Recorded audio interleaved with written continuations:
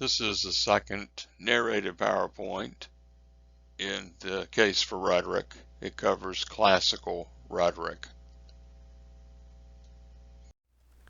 So just to kind of put things in a historical context, Plato was Aristotle's teacher, and Plato's teacher was Socrates. And there's been a tradition that has claimed that Aristotle taught Alexander the Great, but if you're looking at writing around the time that both of them were living, there's no mention of it. There's no mention of Aristotle being Alexander the Great's teacher until a few hundred years after both of them had died. And so it could be that this was just a kind of a matching of the world's greatest teacher at that time with who was the one who was regarded as being the world's greatest man. The only thing they have in common was that Alexander and Aristotle were both interested in everything. Aristotle wrote about the life sciences. He wrote about physics. He wrote about ideas we now consider the foundations of psychology, the interpretation of dreams and things like that. But in terms of Alexander, in terms of the type of ruler he was, today we would consider him to be a military dictator. He's very charismatic. Aristotle, on the other hand, was modeled our current political structure, in that it would be we would be led by the one, the few, and the many, with the one today being our president. And in Aristotle's day, they referred to that person as the tyrant, and that term has negative connotations today. Back then, it simply meant a strong leader, especially someone you would turn to in times of war or something like that, which they were engaged in quite often since they were under a city-state structure. So Aristotle believed in government by the one, the few, and the many. For Aristotle, the few were the aristocrats, and today we have the United States Senate. I don't know if they're aristocrats or not, but they tend to have been at it longer than people in the House of Representatives. And then Aristotle also had rule by the many, and today we have rule by the House of Representatives, representing the many. And back then, we had this idea that it was more of a pure democracy, and in some ways it was. But they also elected representatives to represent people in geographical areas rather than tribal areas, and that was what we think of as being one of the first great steps away from the type of tribal rule they had had before towards democracy. Though it only lasted for about 75, maybe 90 years, something like that, for the ancient Greeks.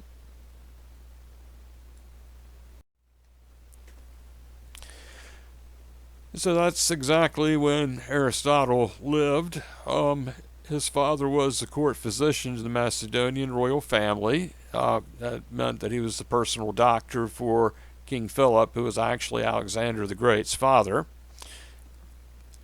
Unfortunately, Aristotle's father died when he was pretty young, and so he was sent to Plato's academy. And he was a student and then taught in Plato's academy up until the time of Plato's death. And at that time, he'd left, and many have said he couldn't have possibly have expected to become the head of Plato's academy, even though he was Plato's star student, and Plato was known to refuse to start class until Aristotle got there if Aristotle was running late. And then he would say, when Aristotle had arrived, Plato would say, the mind is here. And there's no indication that he said that sarcastically or anything like that. But Aristotle was an alien, considered an alien in Athens because he wasn't born there, and so technically he wasn't a citizen of Athens. But anyway, he started his own school, the Peripatetic philosophers, and they were called that because they taught while walking around the forum. They didn't have a formal school building. And then he actually left Athens in around 384, 383 BCE because there was some rumblings of war coming out of Macedonia, and there's some thought that there might be war between Athens and Macedonia. And so Aristotle left. He said, "Lest Athens sin twice against philosophy." He was referring there to Socrates, who was executed by the Athenians for supposedly for corrupting the youth. And he retired to his an island that his mother's family had owned, and he died there shortly after he left Athens. And so far as we know, it was from natural causes.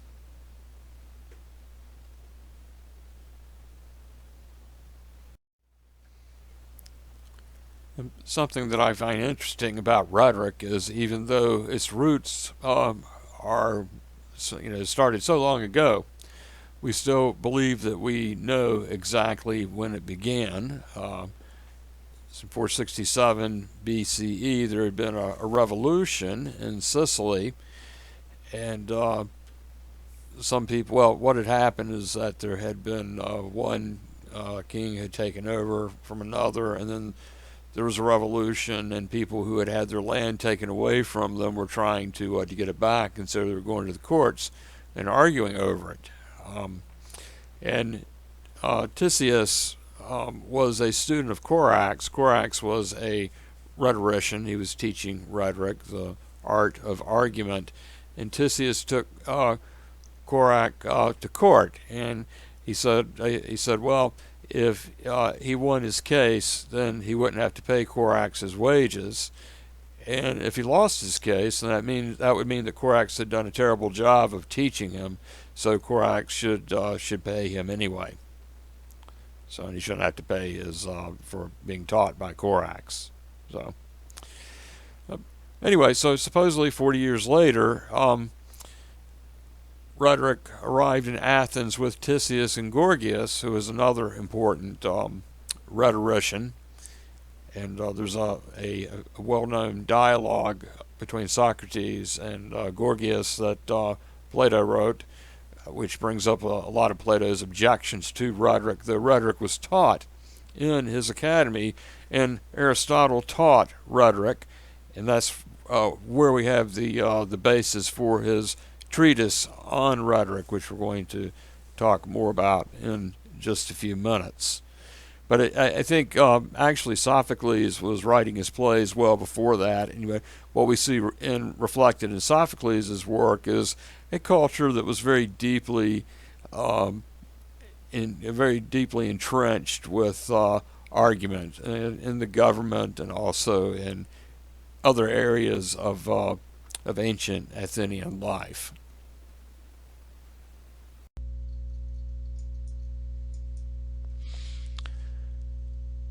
So this is Aristotle's definition of rhetoric, and before we go any further, we might talk a little bit about what his treatise on rhetoric had to do with and what its purpose was, and that was to give people, especially young people, and it's mostly young men, though there is some evidence that women were sometimes taking classes as well in Plato's Academy, and perhaps from Aristotle as well. But the rhetoric, that work has to do with public speaking, with learning to be an effective public speaker. And so Aristotle defined rhetoric as the ability to perceive the available means of persuasion in all situations. So no matter what the scenario is, the effective rhetorician would know how to approach it in order to be persuasive. And that's our approach to it too as well.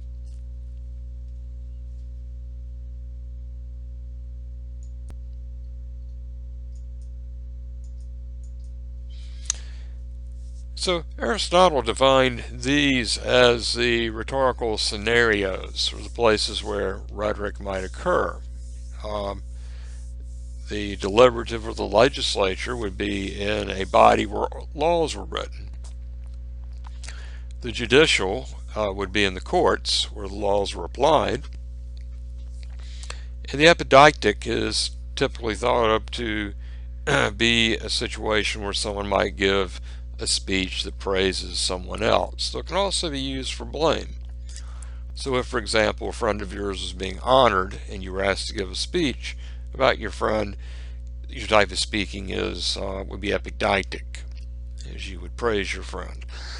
It's also used for blame when we see that especially whenever there's a presidential election and especially the people of the party that oppose the sitting president will blame all the current problems on that president. So that type of speech as well is epideictic.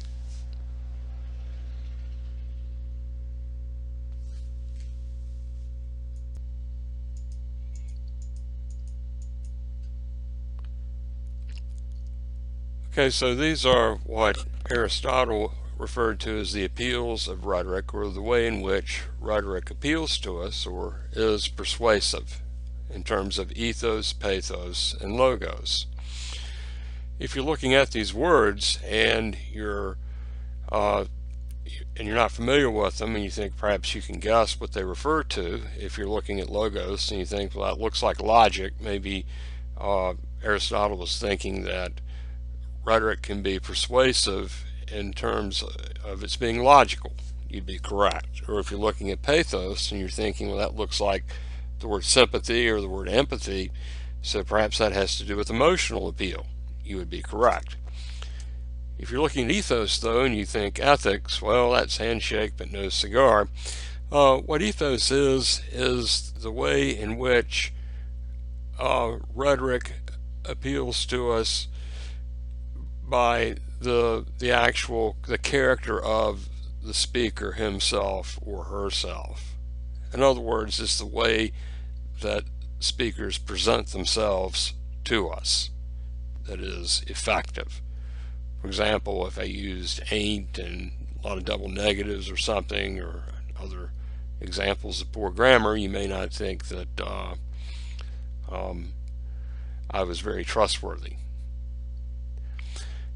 With the two questions at the bottom, we'd look at the very bottom first. In what other professions is a persuasion important? And certainly you can probably think of a number, like sales, for example, or advertising.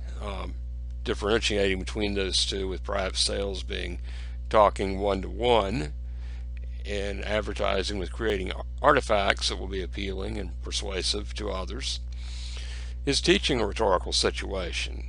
I would say, yeah, it is to some degree. Right now I'm trying to convince you that there's a relationship between what these ancient writers thought and communication today, and I hope I'll be successful.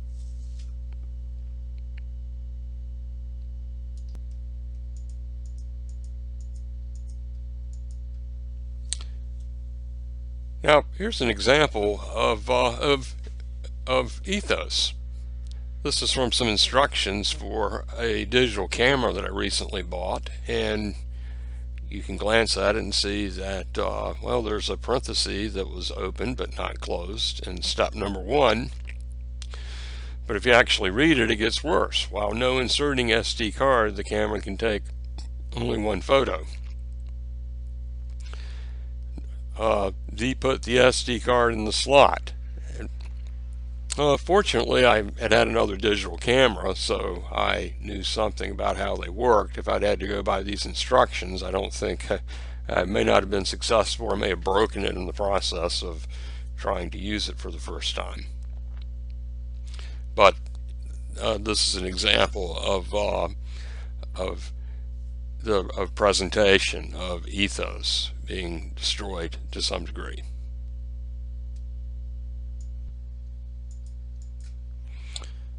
I'd like to talk a little bit more about logos. For Aristotle, there are two forms of reasoning. There was the syllogism and there was the enthymeme. And with the syllogism, we have premises that are facts from which we can draw conclusions. And the enthymeme, Aristotle tells us, is a truncated syllogism. And what he means by truncated is that some premises are assumed. Well, how does that work?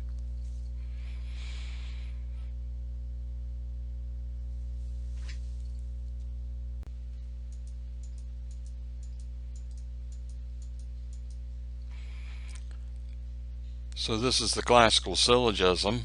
We have premise 1, Socrates is a man. That's a fact. Premise 2, all men are mortal. Another fact. And from that we can draw the conclusion that therefore Socrates is mortal. We can think of this in terms of the transitive property. Premise 1 is A equals B. Premise 2 is B equals C. And from that we can deduce then the C equals A. So how would this syllogism be expressed as an enthymeme? We could simply say Socrates is mortal. Well, that's true, but it doesn't seem to be very dynamic in terms of being persuasive.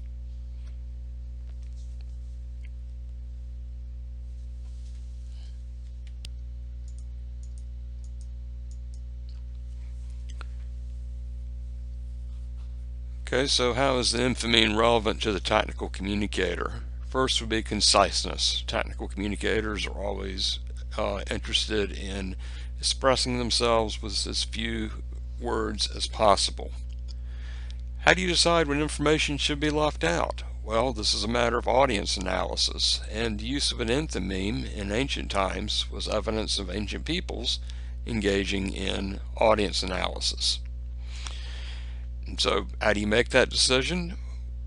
Well, sometimes we may take this and extend it. Today we have what is referred to as user experience studies, or USACs as it's sometimes called, where if, for example, a group of technical communicators writing in product support information for users of a pacemaker for the heart might go to a senior citizen center and recruit some people there and even pay them to observe their responses to different types of product support literature.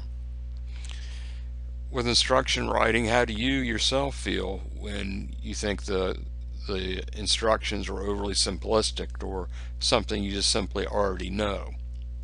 You're more likely to, if you see you open up a set of instructions on how to use software and you see a finger striking the enter key, you might think, well, this is a little overly simplistic for me. Perhaps what might have been more effective would be to start with frequently asked questions, especially for those who are more likely to have used the software in the past.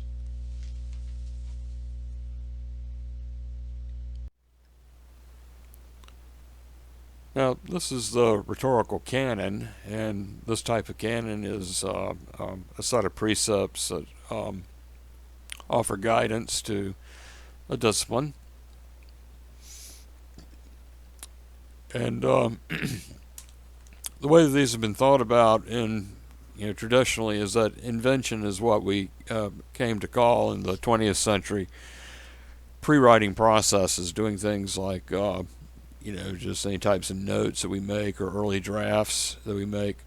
Aristotle actually had some different modes of it's related to organization, but there were different models for different types of writing. So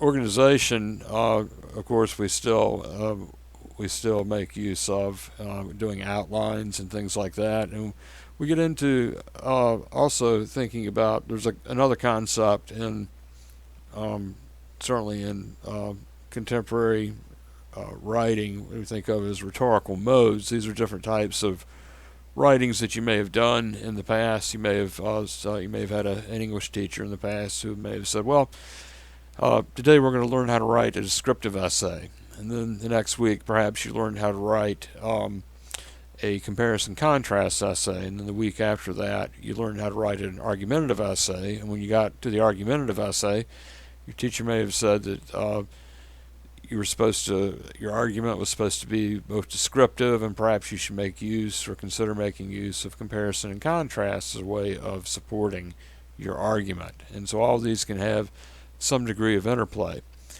And then when we talk about style, we can mean any number of things from word choice. Engineers and scientists have particular jargon words that they use that are not usually understood or not understood in the same way. All professions have them. It doesn't matter whether you're a cook in a restaurant, or a clerk in a convenience store, or a biologist, or an electrical engineer, or an English teacher. Among other people who teach English, I can use the term T-unit. And most of those people would know what I was talking about. Basically, it's a linguistics term. But again, the point is that it's a jargon term in my area. Now, what it means, by the way, is that it refers to an independent clause with any other dependent clauses embedded in it. All that would be the independent clause with the embedded dependent clauses. That entire structure is referred to as a T-unit. And then delivery was, for Aristotle, was the way that the speaker would actually deliver the speech. It would include gestures and things like that, and tone of voice and things of that nature, which has changed quite a bit. A couple of 100 years ago, a speaker would kind of look down and kind of talk softly, and that would be a way of being polite to their audience. Today, we don't do that. We think that making eye contact is a better idea for the speaker to engage the audience in that fashion. And of course, technical communicators, we think in terms of invention and in pre-writing strategies, certainly. But we also, with invention, we start thinking about delivery in the sense of what mode we're going to write our message up in. Is it going to be written up as a flyer or an instruction booklet? Is it going to be a video? Is it going to be an animation? Is it going to be a pamphlet?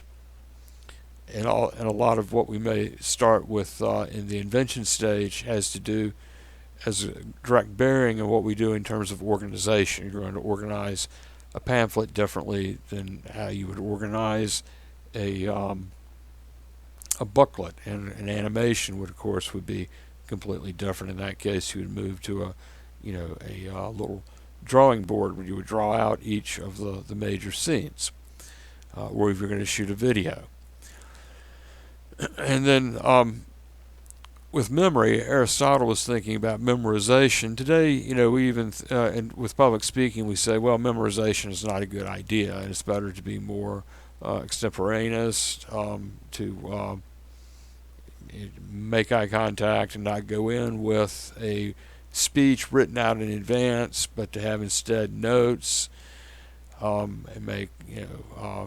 have some level of spontaneity with the delivery of the speech. Technical communicators think about memory in terms of how memorable something will be, and that's important. Technical communicators create documents for different purposes. Some might be for training, so that someone can learn how to do something that they will then do every time they open a piece of software. And then there are other scenarios, and this happens to me with sometimes even with word processing. There might be something that I might do like once or twice a year, and if that with a piece of with Microsoft Word, and in that case I may have to go back and review. But the more memorable it is, then the better off the reader, am. And if it's more memorable, then I don't have to spend a tremendous amount of time actually with looking it back up. In some cases, it can be confusing just to figure out where you found the information a year or 2 years ago, especially if there's a new version of Word out. So all of these that are important to the technical communicator have roots in ancient times. Questions? I'll see you online.